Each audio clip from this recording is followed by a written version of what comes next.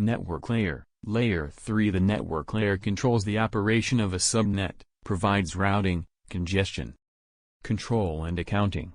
The network layer provides both connectionless and connection-oriented services.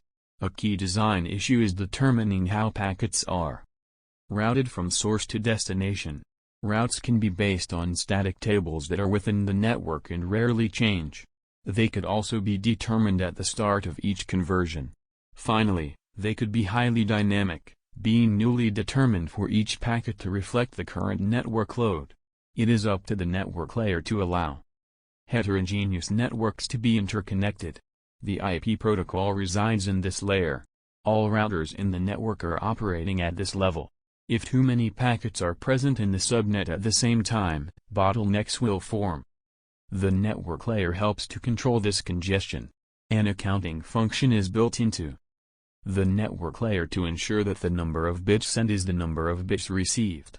Controls over network connections, logical channels, segmenting and sequencing, and data flow can be placed in this layer.